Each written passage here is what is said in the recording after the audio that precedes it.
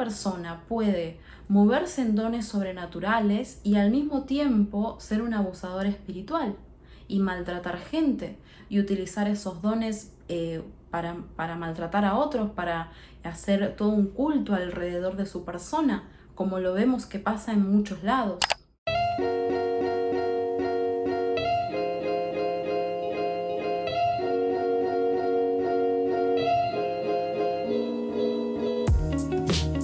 Hola amigos, bienvenidos a un nuevo video de este canal llamado Desaprendiendo. Mi nombre es Selene Amador. Si ya me conoces, muchas gracias por estar nuevamente en este canal, y si no me conoces, mucho gusto y bienvenido. En el día de hoy voy a estar abordando y tratando de responder una pregunta que es muy frecuente hacerse luego de salir de un ministerio abusivo, que es la siguiente: ¿por qué Dios aparentemente aprueba o por qué Dios sigue usando a personas que son abusivas con los demás? Vamos a ver, según la Biblia, por qué pasan estas cosas y si realmente estas personas tienen la aprobación de Dios. Si aún no viste todos mis videos hablando sobre abuso espiritual, te dejo por acá arriba la playlist con todos los videos que hablan del tema de abuso espiritual para que puedas verlos, ya que en este video no voy a estar centrándome en aspectos más básicos sobre qué es el abuso espiritual, sino que voy a tratar de centrarme en responder esta pregunta. Antes de empezar con el video, te invito a que te suscribas al canal, que actives la campanita, que le des un me gusta al video. Toda esa es tu manera de agradecerme si estos videos te son de bendición y me ayudan a mí a poder seguir produciendo este contenido. Muchas personas que han estado o que están dentro de iglesias abusivas, es decir, iglesias sectarias, que si no viste las características de cómo identificar una iglesia sectaria, te dejo el video por acá arriba. Pero muchas personas se mantienen en esos ministerios pensando que si Dios sigue usando de una manera sobrenatural a los pastores o a los líderes que están a cargo de esas congregaciones, es porque Dios los aprueba.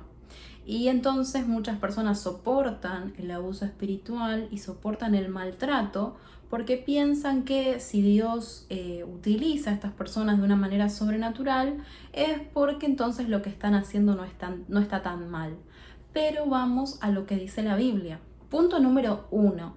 Los dones sobrenaturales no son ni una muestra del carácter de la persona, ni una señal de aprobación de Dios hacia las acciones de esa persona, sino que los dones espirituales son una muestra del amor de Dios por la humanidad. Con este punto lo que me quiero centrar es que existen dones sobrenaturales y dones naturales también, que son los talentos o capacidades con las que nacemos.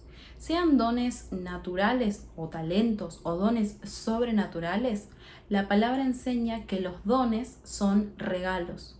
Esto quiere decir que Dios nos los da de manera casi azarosa. A algunas personas les da dones sobrenaturales, a otros naturales, a otros ambos, pero Dios los da como a Él le parece. Entregó dones a la humanidad. Esto lo hizo por amor a la humanidad, para que esos dones apunten hacia Él. Ahora bien, la palabra también enseña que los dones son irrevocables, así también su llamamiento. O sea, la voluntad de Dios, que es que todos los hombres sean salvos, y los dones que Él dio a la humanidad son irrevocables. ¿Qué quieren decir? ¿Qué quiere decir esto de irrevocable? Quiere decir que no dependen ni siquiera del carácter de la persona. A veces se suele enseñar como que los dones, sobre todo los dones sobrenaturales, hay como que ganárselos y que uno llega a ellos a través de un camino de santificación, y muchas veces es así. Eso quiero aclararlo también. Uno no sabe con el tema de los dones. A veces, como dije al comienzo, las personas nacen con algunos dones y otras veces Dios da estos dones en algún momento de la vida de la persona. Pero lo que dice la palabra es que estos dones son irrevocables. Lo que quiere decir es que no dependen esencialmente del carácter o de las decisiones que tome la persona. Recordemos siempre que Dios siempre ve en nosotros nuestro potencial y que Dios siempre llama las cosas que no son como si fuesen. Entonces, cuando Dios dice la palabra que dio dones a los hombres, fue porque en cada uno de las personas Él ve el potencial al 100%. Ahora bien, las personas tenemos libre albedrío, ¿no? Para poder tomar decisiones, y en ese libre albedrío podemos utilizar estos dones que Dios nos da, que son estos regalos, podemos utilizarlos también para mal, para llevarlos a una idolatría hacia uno mismo. Dios anhela que en nuestro libre albedrío nosotros utilicemos estos dones para llevar a muchos a conocer a Jesús. Pero en este libre albedrío que también tenemos, nosotros podemos elegir no hacerlo, y muchas personas de hecho lo hacen y utilizan estos dones que son genuinos y dados por Dios. En este primer punto del que estamos hablando, los dones genuinos y dados por Dios también pueden ser utilizados para llevar a la gente hacia una idolatría, hacia uno mismo o hacia el ministerio. Por lo tanto, lo que podemos decir es que los dones son una expresión del amor de Dios por la humanidad, pero de ninguna manera muestran el carácter de la persona ni muestran la aprobación de Dios sobre las acciones de esa persona. Una persona puede moverse en dones sobrenaturales y al mismo tiempo ser un abusador espiritual y maltratar gente y utilizar esos dones para maltratar a otros, para hacer todo un culto alrededor de su persona, como lo vemos que pasa en muchos lados. Y esto lo podemos ver en la Biblia en Mateo 7 del 22 al 23. Este pasaje dice: muchos me dirán en aquel día: Señor, Señor, ¿no profetizamos en tu nombre, y en tu nombre echamos fuera demonios, y en tu nombre hicimos muchos milagros? Y entonces les declararé: nunca los conocí, apártense de mí, hacedores de maldad. Este pasaje lo que nos muestra es que hay personas que pueden usar sus dones genuinamente dados por Dios, es decir, dones que vienen de Dios, y hacer cosas en el nombre de Jesús, y al mismo tiempo tener intenciones de maldad, tener intenciones de idolatría, tener intenciones de hacer daño a las personas. Y como vemos en este pasaje también, de ninguna manera Dios lo aprueba. Es decir, Dios permite que estas personas se muevan en dones sobrenaturales por amor a la humanidad, porque hay personas que sí genuinamente van a recibir una palabra de parte de Dios, que sí genuinamente van a recibir sanidad, por ejemplo, estoy hablando aparte de parte de abusadores espirituales, o sea, Dios los puede usar, y de hecho Pablo dice que muchos predican por contienda y vanagloria, pero que igualmente el nombre de Jesús es predicado. Y algo parecido sucede con los dones. Dios, por amor a la humanidad, permite que estas personas se muevan en dones sobrenaturales, pero esas personas luego van a tener que rendir cuentas por su carácter y por lo que hicieron con esos dones. En resumen, una persona puede moverse en grandes dones sobrenaturales y hacer señales, milagros, prodigios, y al mismo tiempo no estar ni aprobado por Dios ni tener un carácter como el de Cristo. Punto número 2. Muchas personas tienen dones sobrenaturales, pero que no provienen de Dios. Algunas personas tienen dones sobrenaturales y un acceso al mundo espiritual, pero que no es dado por Dios. Recordemos que el diablo tiene la capacidad de imitar y todo el tiempo está imitando a Dios. En la Biblia podemos ver todo el tiempo que el diablo se llama a sí mismo un Dios, que el diablo tiene también su reino, que el diablo tiene también su iglesia. Entonces, todo el tiempo vemos que el diablo trata de imitar a Jesús. Entonces, en este aspecto del mundo espiritual, también el diablo puede, a través de espíritus inmundos, imitar, por ejemplo, a la profecía, imitar a palabras de ciencia, y eso también lo podemos ver en la palabra de Dios. Los espíritus inmundos muchas veces tienen la capacidad de poseer a una persona y de revelarle cosas, o sea, de revelarles palabras de ciencia, palabras de profecía. Muchas personas pueden hasta incluso sanar a otras, pero no lo hacen o el acceso que tienen no es no proviene de Dios, sino que lo hacen a través del reino de las tinieblas. Esto es una práctica muy común en religiones como la Umbanda y demás tipos de brujería, en donde las personas tienen acceso a un mundo espiritual y las palabras que les revelan y los conocimientos de palabras de ciencia y conocimientos sobre alguien que estos espíritus inmundos le revelan a las personas que son poseídas por ellos, les dicen palabras que son ciertas muchas veces. Ahora vamos a ir al versículo que quiero leer en Hechos, pero lo que quiero dejar en claro es que la exactitud respecto a cuánto alguien profetice o cuán bien alguien profetice, no es la vara de medir por el cual nosotros debamos examinar si alguien es un verdadero o un falso profeta. Porque muchas veces yo escucho gente que critica a otras personas porque dieron una palabra profética y no se cumplió, pero vemos que a veces los espíritus inmundos o personas que profetizan a través de espíritus inmundos pueden dar palabras bien exactas, como ahora vamos a ir a la palabra. Entonces, eso no es, la exactitud no es la vara de medir por lo cual debemos ver si alguien es un verdadero o un falso profeta, sino la fuente desde donde está saliendo eso. Puede existir alguien que sea un verdadero profeta de Dios, pero que esté aprendiendo, porque los dones sobrenaturales se aprenden, se ejercitan y uno va mejorando también en eso, pero para poder aprender muchas veces existen personas con un don profético que deben aprender en el proceso, que se van a equivocar, quiero decir eso. Pero si sus intenciones son buenas y si su fuente es Jesucristo y si no están llevando a la gente hacia una idolatría hacia sí mismos, pueden ser malos profetas, pero no falsos profetas. Son dos cosas diferentes. Un falso profeta es aquel que quizás dé una palabra muy exacta, muy específica, pero que lleve a la gente hacia una idolatría hacia sí mismo, que no la lleve a mirar hacia Jesús, que no la lleve hacia la verdadera fuente para que ellos también puedan acceder de esa misma fuente de la cual él accede.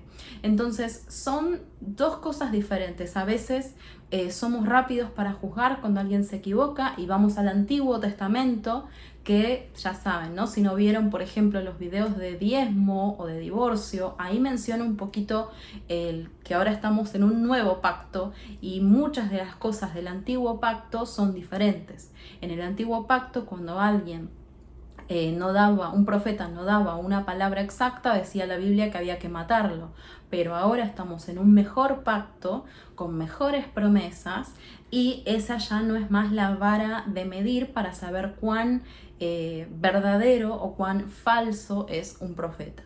Eso quería aclararlo entre paréntesis porque muchas veces me suelen preguntar también sobre estas cosas. Ahora sí, vayamos a la palabra. Me gustaría leer Hechos 16, del 16 al 18, que dice: Aconteció que mientras íbamos a la oración, nos salió al encuentro una muchacha que tenía espíritu de adivinación, la cual daba gran ganancia a sus amos, adivinando.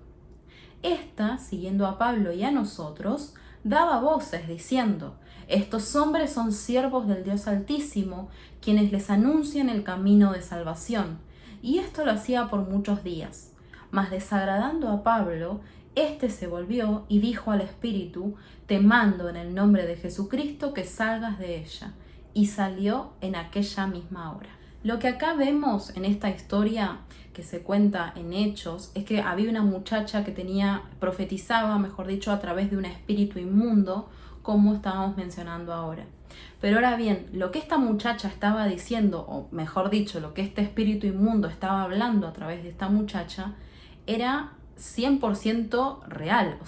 Lo que estaba diciendo es: estos son verdaderos apóstoles de Dios y están predicando del camino de salvación. Era 100% exacto, no estaba mintiendo respecto a eso.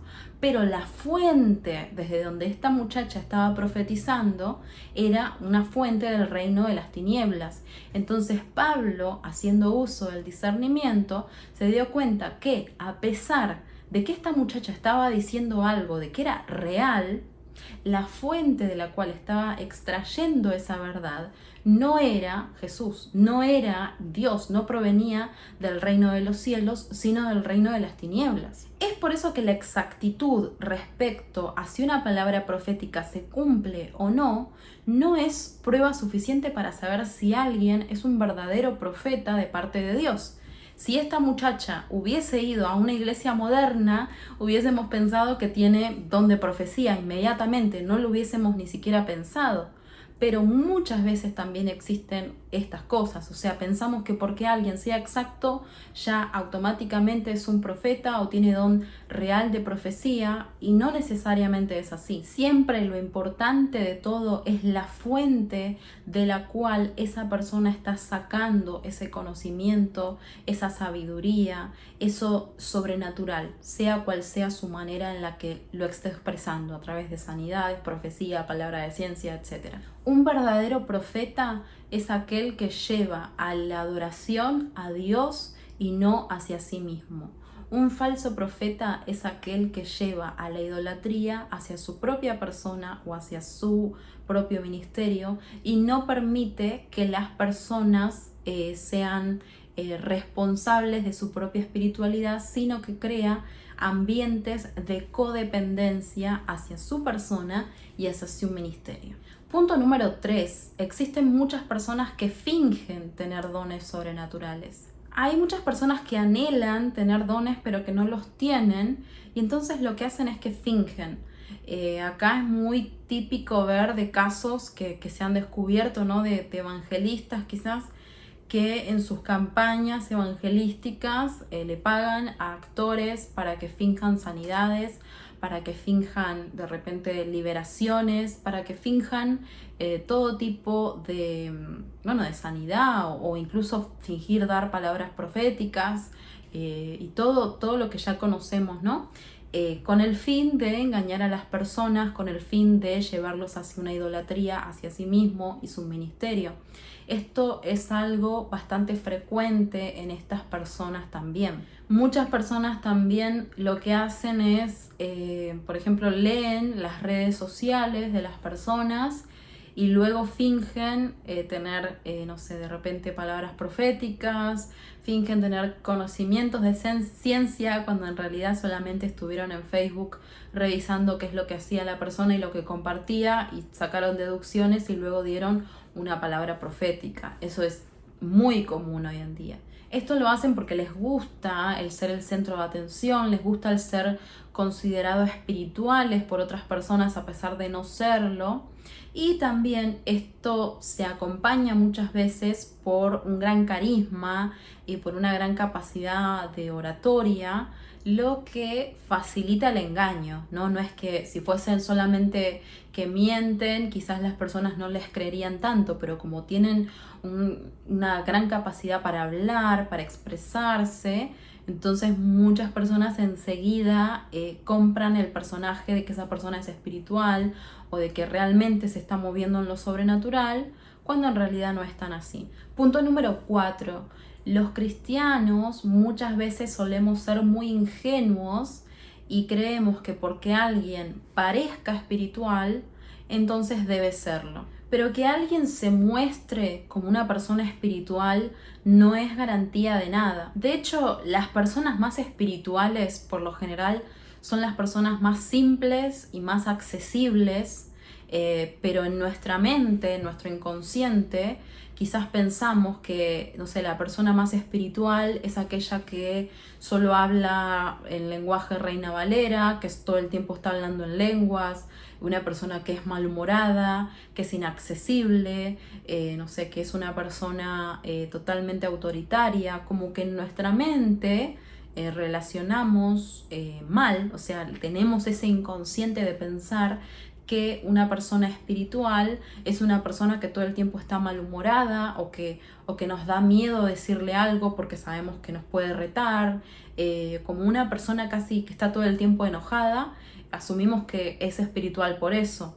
Pero si vamos a la figura de Jesús, Jesús era una persona que los niños se desesperaban por tocarlo y querían estar todo el tiempo cerca de él. Y a lo que voy es que los niños nunca van a querer estar con una persona totalmente malhumorada, totalmente que la gente le tenga miedo. De hecho, todo lo contrario, muchos padres hasta lo que hacen es pórtate bien porque le digo al pastor, o sea, como el pastor o la pastora o el profeta se ponen como figuras de autoridad y malhumorados y los niños hasta muchas veces le tienen miedo. Pero si vamos a la persona de Jesús, vemos que era una persona tan agradable de estar cerca que los niños, que son lo más sincero del mundo, querían estar cerca de él. Entonces es fácil fingir ser espiritual si creemos que ser espiritual significa estar con mala cara, ser un malhumorado, no poder hacer chistes, ser una persona que habla difícil. Muchas veces creemos que alguien espiritual es aquella que, no sé, que levanta los brazos así en la alabanza y llora y hace todo un espectáculo público para ser visto, o se sienta en los primeros lugares de la iglesia. Pero Jesús, de hecho, vio que los fariseos hacían todo eso y los reprendió porque dicen, por fuera se muestran de una manera, aparentemente son muy espirituales, pero por dentro están muertos. Y eso lo podemos ver todo en Mateo 23. Entonces, primeramente lo que debemos hacer es primeramente nosotros, de manera personal, empezar a desaprender justamente qué significa ser realmente espiritual. En mi experiencia, las personas más espirituales son las personas que se muestran más sencillas y más accesibles y que hablan más fácil y que son más vulnerables, o sea, que no tienen vergüenza a mostrarse tal cual son, porque justamente saben que si son algo es porque Dios los honró y los justificó. Si son algo es porque es Dios quien hizo la obra. Entonces, como le dan toda la gloria a Dios, no necesitan estar mostrándose todo el tiempo como perfectos. Entonces suelen ser personas muy accesibles, personas que cuentan cuáles son las dificultades que están atravesando en este momento. Porque muchas personas cuentan quizás las batallas que tuvieron que pasar, pero hace 20 años, pero no te cuentan lo que están pasando ahora. Y entonces eso es un poco difícil de empatizar quizás con alguien que todo el tiempo se muestra perfecto o que, no sé, las batallas que cuenta, que atraviesa, son muy, ¿cómo decirlo?, muy pequeñas o no cuentan nada o se muestran casi como perfectos. Primeramente eso, ¿no? Lo que debemos hacer es primero desaprender sobre qué es realmente una persona espiritual y segundo, recordar que porque alguien parezca espiritual no significa automáticamente que lo sea. Recordemos que uno de los dones del Espíritu Santo justamente es el discernimiento y el discernimiento no tiene necesariamente que ver con ver ángeles, ver demonios, sino que tiene que ver con aprender a discernir las intenciones, como hizo Jesús, como hizo Pablo, como hicieron los apóstoles en la Biblia, aprender a discernir las intenciones de las personas. Y esto también debemos hacerlo dentro de la iglesia. Recordemos que la Biblia enseña que dentro del redil, o sea, dentro de donde están todas las ovejas, también hay lobos disfrazados de ovejas.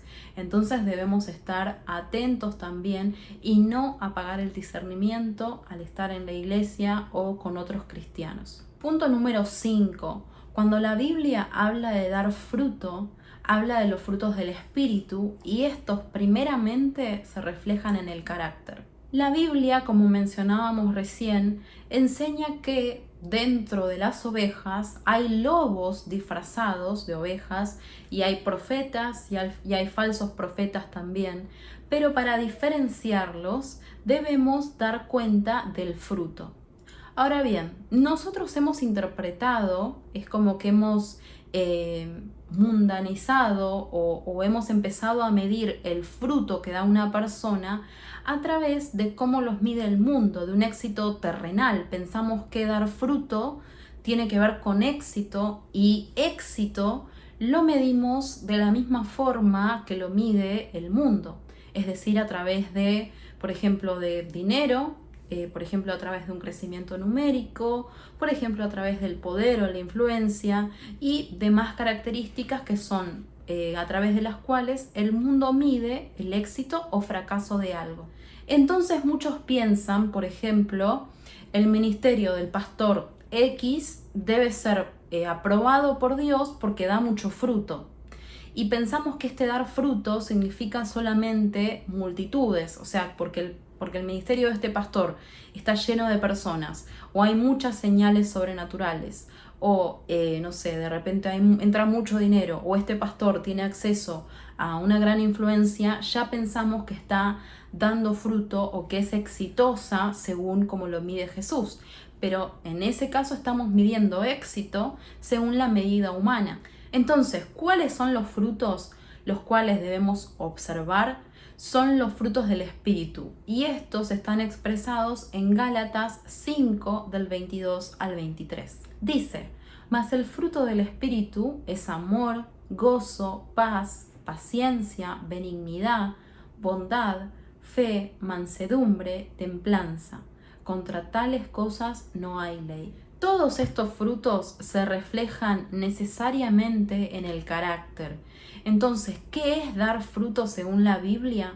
Es tener un carácter rendido a Cristo, es tener un carácter transformado por el poder sobrenatural de Jesús, es tener un carácter que realmente muestre a Cristo. El éxito, según la Biblia, no tiene tanto que ver con números, no tiene tanto que ver con dinero, sino que lo que tiene que ver es con ser una persona que realmente se reconoce necesitada de Cristo. Los frutos necesariamente tienen que ver con el carácter.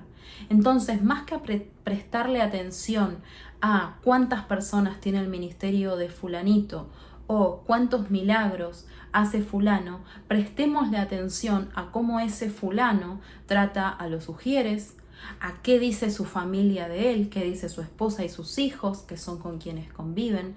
Prestémosle atención más bien a cómo trata, por ejemplo, a un mesero.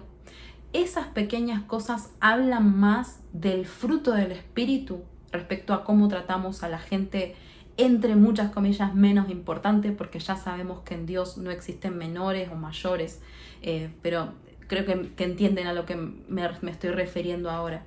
Pero la forma en la que alguien se maneja, por ejemplo, con el chofer de Uber, cómo lo trata, cómo trata a las personas que trabajan en su casa, todo eso habla mucho más del carácter y de los frutos del espíritu de una persona que la capacidad de predicar, que la cantidad de gente que lleve, que la cantidad de milagros sobrenaturales. Esos realmente son los frutos del Espíritu.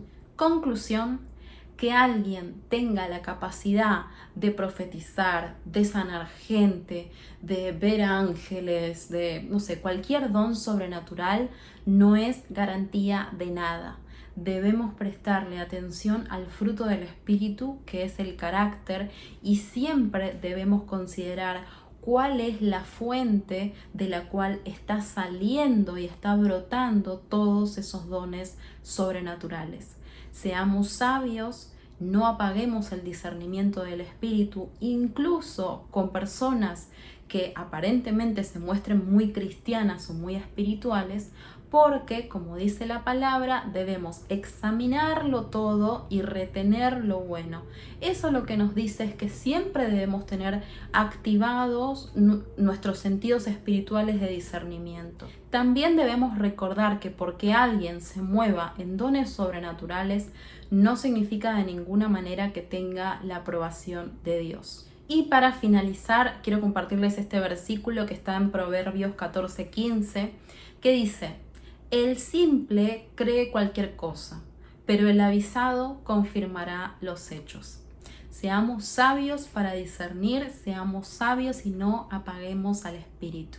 Eso fue todo por el día de hoy. Muchas gracias por mirar hasta el final. Si te interesa saber más sobre abuso espiritual, te invito a que pases por mi playlist de abuso espiritual. También te invito a que si fuiste víctima de abuso espiritual, te unas al grupo de Facebook Cristianos Sanando el Abuso Espiritual, que compartimos junto con Paula del canal Cristianos contra el Abuso Narcisista. Ahí vas a poder contar tu historia. Es un espacio en donde los cristianos que están sanando el abuso espiritual pueden apoyarse el uno al otro, pueden recibir apoyo, comparten quizás reflexiones que se ayudan mutuamente. Así que te invito a pasar por ahí si estás en Facebook. También te invito a que me sigas en Instagram, en donde interactúo más diariamente que en YouTube. Y también comparto reflexiones cortas para que puedas compartir entre tus contactos. Si te gustó este video, no te olvides de darle un like, de compartirlo con alguien que creas que le es de bendición. Y nos vemos la semana que viene con otro video. Bye.